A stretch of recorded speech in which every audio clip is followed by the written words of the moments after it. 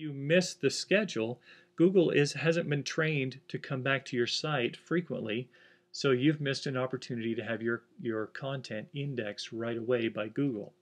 What we really want to do, or what is optimal, is if we post and then we post again right away, and then we post again and again and again on a frequent schedule. Once per week is my recommendation for a minimum frequency. So if I've posted almost every week, then Google or another search engine comes and they say, hey, there's new content. And they come back again and again and again as often as I have content. Sites that post as frequently as every couple of hours are being visited by Google every hour or so. Google doesn't want to waste their time on sites that do not have current and relevant content, but they do spend a lot of time indexing sites that have regular and frequent content.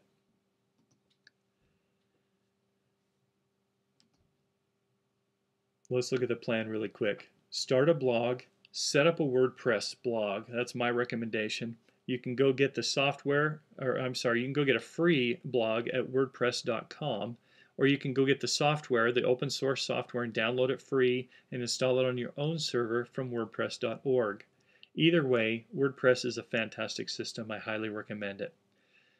Post a welcome note. First thing, get out there and post something and say, welcome to my site, and make sure the content is relevant to your topic. And then schedule a time each week that you can get up here and post at least 250 to 300 words into your blog. So the next step here now is to make some noise. And that's by creating or generating news. Generate news and activities that invite interaction. This will keep your brand at the top of mind. It'll keep the search engines churning away on your content. It'll make your brand look active and engaging. Announce something major every 2 weeks. Major things can be a new hire or a new product feature or something new that you found in the industry, for instance, that is exciting and that is relevant to your topic. Fill in the gaps with lighter news and info, just basic news or tips on how to use your product or service, or just repost and talk about other news that is happening in the industry. And keep that news going. Keep some noise happening around your site. Build links. There are a lot of free places to post your news. Go take advantage of them. Getting the word out is going to attract people from other secondary resources. So make sure your PR person is on top of this. Whenever you have news, go post it to the free sites that are out there. You can go to pr.com or 24x7pressrelease.com. You can post your news for free in these areas, and they will repost them out to thousands of readers and get them out kind of in the mainstream. Now you've got some fish hooks out there that will help draw people back into your site. Make sure you're always including links in your news and in your comments in your posts. You can always build links in comments. Go to these other sites that you've found and make comments on those blogs. Go find their blogs that are relevant to your particular industry and make comments. You can always post your URL to those comments, and as those comments are accepted, those links will be relevant and point back to your site. Some of the search engines look to this as kind of a scale of popularity. So it's important to get out there and make comments and participate in the community. Let's look at our plan again. We're going to post some news. We'll write a press release. You can get a free press release template at utahvalleybusinessblog.com.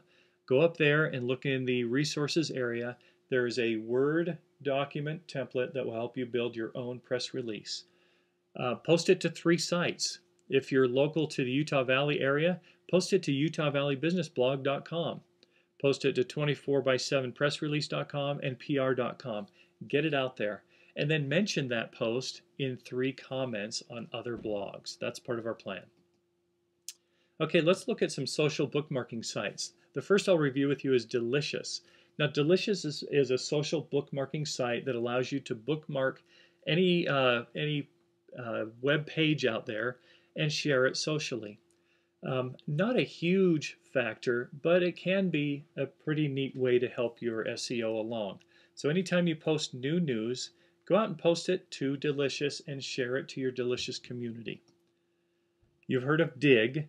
Get a Digg account and post your news to Digg. Digg is a great way to get noticed. Anytime I post a new article to my blog, I want to get it up into Digg and see if I can get other people to dig it as well. The more people that dig it, the more popular it becomes, and it will float to the top of the Digg resource page. If that ever happens to one of your articles, millions of people will see it, and you'll see your hits skyrocket. So Digg can be an effective tool. The most effective of them right now is StumbleUpon. It is also a site search engine. It's based on interest, and so post your news up to StumbleUpon, get it out there, push it to the StumbleUpon engine, and see if you can get it out there using tags. This represents another opportunity to link back to your site and another opportunity to extend your reach into a new audience of people who are searching the StumbleUpon network. So let's visit our plan really quick. We're going to share our news. Let's share it to StumbleUpon at stumbleupon.com, share it to Digg at digg.com, and go bookmark it to Delicious at delicious.com. 3 easy steps to get the word out and start building a link infrastructure out there on the web. Don't forget to have a subscription drive. Offer an opportunity for visitors to your blog or your website the opportunity to subscribe to your content. And what this means, if it's on your blog, is that every time you post a new article to your blog, it will automatically be emailed to all of your subscribers through a service similar to FeedBurner. FeedBurner was purchased by Google a while ago, and it's a terrific service for managing your subscriptions. Open a FeedBurner account, they'll give you a small snippet of code that you can drop onto your site, and whammo, you have an instant subscribership tool that allows you to manage your subscribers and automatically distribute content that you post to your blog. It's a really cool tool. Get out there and start a subscription drive. And that's kind of the last step in our plan right now, is to automate distribution. Create a FeedBurner account at feedburner.google.com, add a subscription link to your blog, and invite everyone you know to subscribe. Get out there on Facebook and Twitter and by email and make some invitations to people that you know who are interested to subscribe to your blog. All right, let's not forget that we have Google Analytics out there. We want to measure and analyze your success continuously. See what is working and change what isn't. Watch visitation stats, keep an eye on incoming sources, and measure your conversion objectives. Get a Google Analytics account and really watch your site. It's kind of fun and exciting. Here's a few examples. You'll be able to monitor visitation. For instance, you have a graph that looks like this that gives you daily visitation numbers and shows you your average. Pretty exciting to watch as certain things happen. You make announcements and it peaks, or your readership continues to grow. You'll also want to monitor your segmentation. Who's visiting your site, what type of unique visitors you have, their average page views per visit, what languages they're visiting from, and what browsers they're using. Some of these can be important to integrate into your full marketing campaign. It's also fun to monitor the sources. Where are people coming from when they visit your site? You can measure things like what search engines are sending people to you, what sources, what sites are referring, and what keywords are bringing people to your site. All very important to know as you continue to modify your marketing campaign. Monitoring geography is a lot of fun. You can actually see where visitors are coming to your site from anywhere in the world. Google will show you a map like this. It will darken the areas that have more visitors, and you can drill down into, for instance, the United States and see visitation by state, and you can drill down and see visitation by city. It's quite an effective tool. It's a lot of fun to use, and it gives you an idea of where your concentrations are for people visiting your sites.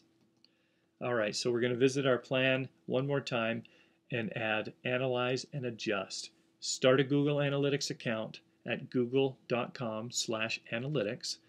Add it to your website, add it to your blog, create and monitor conversion goals. A conversion goal means that you want a particular page to be landed on by a visitor. So you can tell Google in your Google Analytics account that you are checking off a conversion goal whenever somebody lands on a particular page or clicks a specific button. So whenever that happens, Google will report to you and say, 60% of your visitors are doing what you want them to.